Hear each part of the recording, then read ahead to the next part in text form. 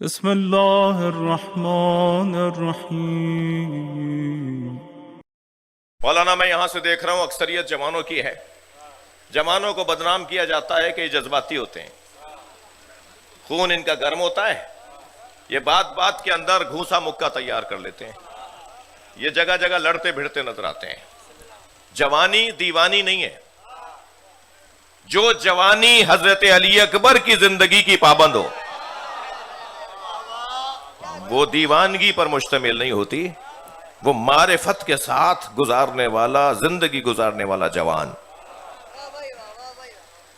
بات بات میں لڑنا بھیڑنا یہ شجاعت نہیں ہے. استاد سبط جعفر کے دو مصرے میں ہدیہ کرنا ہوں جنہوں نے شجاعت کی تعریف کی ہے. شہید نے دو جملوں میں، دو مصروں میں کیا خوب شجاعت کی تعریف کی ہے. شہید کہتے ہیں کبھی رسی گلے میں ہے، کبھی خیبر ہے ہاتھوں پر. بھائی شعر کو شعر کی طرح سنو.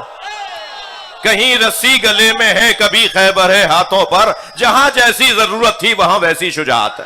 ہمیشہ گھوسا مارنا شجاعت نہیں ہے، کبھی خاموش رہنا بھی بہادری ہے. جی بہادری، شجاعت کی تعریف.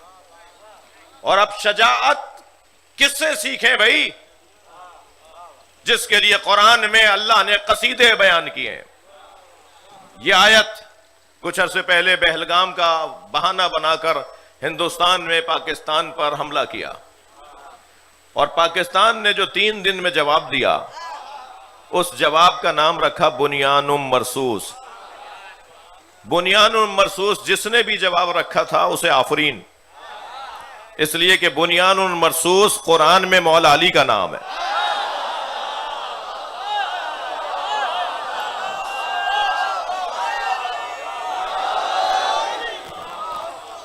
بنیان مرصوص. سورہ مبارکہ صف آیت نمبر 4. ان اللہ یحب الذین یقاتلون فی سبیلہ صفا کانہم بنیان مرصوص. اللہ ان سے محبت کرتا ہے. محبوب الہی وہ ہے کہ جو اللہ کی راہ میں ایسے قتال کرتا ہے جیسے سیسا پلائی ہوئی دیوار، یعنی پہاڑ ہٹ جائیں مگر وہ میدان چھوڑ کے بھاگتا نظر نہ آئے. بھائی مجھے بتائیے کون سا میدان ہے جس میں علی سیسا پلائی ہوئی دیوار نہیں؟ حتیٰ جنگ خیبر میں تو مولا نبی نے آواز دے کر کہا تھا اب وہ آ رہا ہے جو بنیان مرصوص ہے، جو میدان میں جائے گا جنگ جیتنے کے لیے جائے گا، جنگ کو کامیاب ختم کرے گا. لہذا ہر میدان میں مولا علی نے بنیان مرصوص بن کر مسلمانوں کا دفاع کیا. میرا مقدمہ، میری اصلی بات مکمل ہو گئی. مولانا منظور صاحب کو اس سے زیادہ زحمت نہ دوں، مگر میرا دل کہہ رہا ہے کہ جنگ بدر تھوڑی سی سنا دوں. جنگ بدر، میرے بچوں جوانوں میرے ساتھ سہارا بنو. اسلام کی پہلی جنگ جو مسلمانوں کے خلاف لڑی گئی اور مسلمانوں نے دفاع کیا. پہلے تو یہ ذہن میں بٹھا لیں کہ نبی نے کبھی حملہ نہیں کیا، ہمیشہ نبی پر حملہ ہوا. اس لیے کہ اگر مسلمانوں نے حملہ کیا ہوتا تو ساری جنگیں یا وہ جنگ جو مسلمانوں نے حملہ کیا ہوتا وہ مکے کے قریب لڑی جاتی، لیکن ساری جنگیں مدینے کے قریب لڑی گئی. یعنی دشمن مدینے پر آتا تھا، مسلمان باہر نکل کے دفاع کرتا تھا. اسلام میں ابتدائی جہاد ہے مگر بہت ساری چیزیں جائز ہیں، تو ہر کام جائز کرنے کا تو نہیں ہے. کبھی مسلمانوں نے پہل نہیں کی ہے، نبی نے پہل نہیں کی جنگ کے اندر، ہمیشہ دفاع کیا ہے. اور ان دفاعی جنگوں میں جو سب سے پہلی جنگ ہوئی ہے مسلمانوں کے خلاف وہ جنگ بدر ہے. دوسری جنگ احد، تیسری جنگ بنی نذیر، چوتھی جنگ خندق، پانچویں جنگ بنی قریظہ، چھٹی جنگ خیبر، ساتویں جنگ حنین، اور ایسی بڑی چھوٹی جنگیں ملا کے 80 جنگیں مسلمانوں نے لڑی ہیں. اور ہر جنگ میں مسلمانوں نے کامیابی حاصل کی ہے. مگر اللہ نے اتنی مشکل جنگوں میں کسی جنگ کو نہیں کہا فتح مبین ہے. اِنَّا فَتَحْنَا لَكَ فَتْحًا مُبِينًا کسی جنگ میں نہیں کہا اللہ نے. پھر یہ کون سی فتح تھی جو اللہ نے کہا کہ تمہیں ہم نے فتح مبین دے دی؟ یہ جنگ بدر کے موقع پہ آیت نہیں آئی، یہ جنگ خندق و خیبر کے موقع پہ آیت نہیں آئی، انا فتحنا لک فتحا مبینا۔ یہ کون سی جنگ تھی جسے اللہ نے کہا کہ ہم نے تمہیں کھلی فتح دے دی؟ وہ جنگ تھی جہاں تلواروں کو رکھوا دیا گیا تھا، قلم چلوایا گیا تھا۔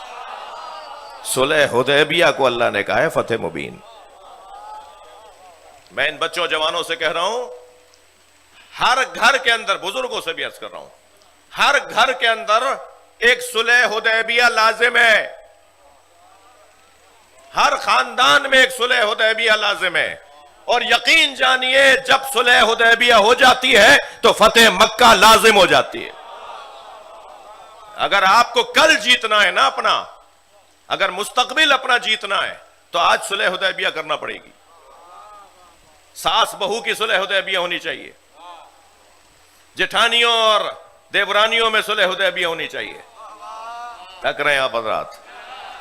چاچا بھتیجے میں اور چچا زاد اور بھائیوں میں صلح حدیبیہ ہونی چاہیے۔ ہر جگہ برداشت کا مظاہرہ جو کرے گا کل اسی کا ہے۔ آج برداشت کر لیجئے، کل آپ کا ہے۔ ہر صلح حدیبیہ کے بعد فتح مکہ لازم ہے۔ میری اور آپ کی زندگی میں بھی ہماری زندگیوں میں بھی مکہ فتح ہونا ہے۔ کچھ بت گرائے جائیں گے، صلوات پڑھے محمد و آل محمد۔ سرکار نے فتح مبین قرار دیا ہے برداشت قلم کی جنگ کو۔ مگر جنگ بدر جو سب سے پہلی جنگ تھی مسلمانوں کی، اس میں مولا علی 20 سال کی عمر کے ہیں، اور جب مولا علی کو میدان میں بھیجا گیا تو مشرکوں کی طرف سے آواز آئی یہ تو بچہ ہے۔ تو مولا علی نے آواز دے کے فرمایا تھا کہ تم میری عمر پر بات کر رہے ہو، میں تمہاری جانیں قبض کرنا چاہتا ہوں۔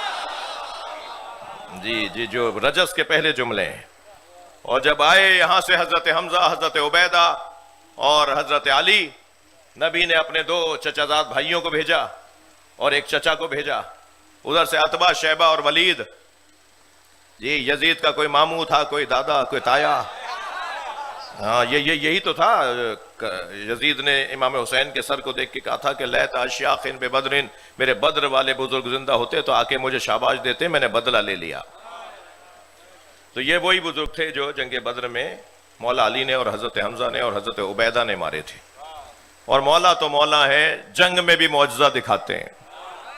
جب اس طرف سے ولید نے حملہ کیا نا مولا علی پر، تو مولا فرماتے ہیں جب اس نے ہاتھ اٹھایا، تلوار اٹھائی، تو اس کے ہاتھ میں کنگنا بندھا ہوا تھا۔ وہ شادی سے 2 دن پہلے باندھا جاتا ہے۔ کیا کہتے ہیں ہم سندھی میں؟ گانو۔ وہ گانو، اس کے ہاتھ میں کنگنا بندھا ہوا تھا۔ مولا فرماتے ہیں جب میں نے اس کے ہاتھ میں کنگنا دیکھا تو مجھے اس کے سسرال پر رحم آ گیا۔ ارے کیا بات ہے بھائی!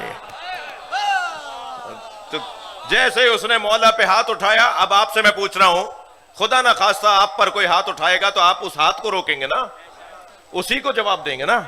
علی ایسی کرامت دکھاتے ہیں، مولا کے اوپر جب اس نے وہ ہاتھ اٹھایا تو مولا نے اس کا دوسرا ہاتھ کاٹا۔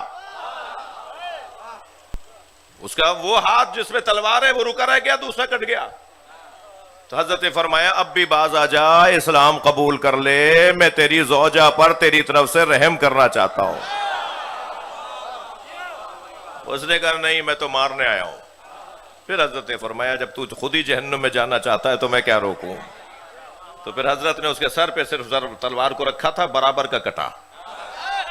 جی تو یہ جنگ بدر کا آغاز ہو رہا ہے۔ اچھا، جنگ بدر میں جب یہ کیفیت ہو گئی، توجہ چاہوں گا، آپ کو معلوم ہے نا یہاں 313، وہاں 1000، اب 1000 کا مقابلہ 313 کے ساتھ، اور جنگ بڑی سخت جنگ، یہاں تک کہ جنگ تن بتن میں ناکام ہو گیا دشمن، تو انہوں نے لشکر بے لشکر جنگ شروع کر دی۔ اب وہاں سے 1000 آدمی اترے ہیں، ادھر سے 313 اترے ہیں۔ اس کیفیت میں مولا علی علیہ السلام بلا تشبیہ برق کی مانند کبھی میسرے میں، کبھی میمنے میں، کبھی قلب لشکر میں سروں پہ سر گرا رہے تھے، تنوں پہ تن کاٹ رہے تھے۔ وہ مجبور ہو گئے کہ روکے کسی طرح علی کی تلوار کو، تو انہوں نے فوراً آواز دی کہ ابن نوفل کو بلاؤ۔ ابن نوفل کرائے کا قاتل لے کر آئے تھے، اس کو اس سے غرض ہی نہیں تھی کہ میں مسلمانوں سے لڑنے جا رہا ہوں یا میں یہودیوں سے لڑنے جا رہا ہوں. اسے تو بس یہ غرض تھی کہ مجھے پیسہ ملے گا. کرائے کا قاتل. ممکن ہے ہمارے ہزارہ برادران کے کوئی دوست کہتے ہیں صاحب کرائے کا قاتل تو آج کی اصطلاح ہے. آج کرائے کے قاتلوں نے معاشرے میں قتل اور ظلم کیے ہیں. تو بھائی اصطلاح آج کی ہے، مزاج پرانا ہے.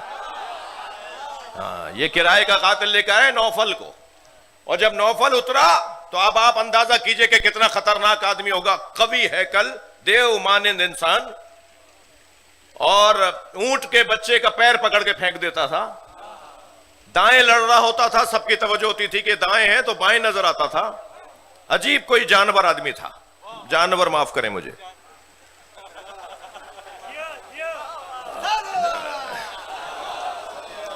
عجیب آدمی تھا. اور اس کے عجیب ہونے کی دلیل یہ ہے کہ جب وہ میدان میں اترا تو سرکار نے دونوں ہاتھ اٹھا دیے. اللہم اکفنی نوفلا، یا اللہ میری امت کو نوفل سے محفوظ رکھ. مسئلہ سنجیدہ تھا. ایسا ہی ہے یا نہیں؟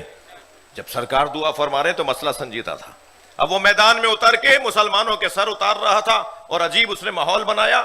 کچھ ہی دیر کے بعد سرکار ایک ٹیلے پہ کھڑے ہو گئے اور میدان میں ڈھونڈنے لگے. تو دور سے کسی نے آواز دے کر کہا یا رسول اللہ آپ کسی کو ڈھونڈ رہے ہیں؟ تو نبی نے آواز دے کر کہا من لعلم بنوفلا، کوئی بتائے گا کہ نوفل کہاں لڑ رہا ہے؟ تو مولا علی نے دور سے آواز دے کر کہا یا رسول اللہ میں نے اسی وقت مار دیا تھا.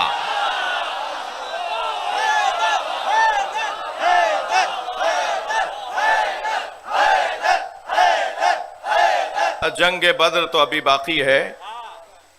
3000 فرشتوں کا لشکر آیا تھا مسلمانوں کی مدد کے لیے. بس آخری جملہ فضائل کا سنا رہا ہوں جنگ بدر کا. اور جب جنگ بدر مسلمانوں نے جیت لی تو سرکار نے اصحاب کو بلا کے کہا بتاؤ کس نے کیا دیکھا اور کیا ہوا، کیسے ہوا. گزارش سن رہے تھے سرکار صحابہ کرام سے. تو ایک صحابی نے کہا یا رسول اللہ ایک بات تو بڑی عجیب تھی، ایک بات تو بڑی عجیب تھی. ہر مرنے والا مشرک گرتے گرتے کہتا تھا قتلنی علی، مجھے علی نے مارا ہے، مجھے علی نے مارا ہے. سرکار مسکرا دیے. سرکار نے فرمایا اللہ نے جو 3000 فرشتے بھیجے تھے نا، سب کی شکل علی کی شکل تھی.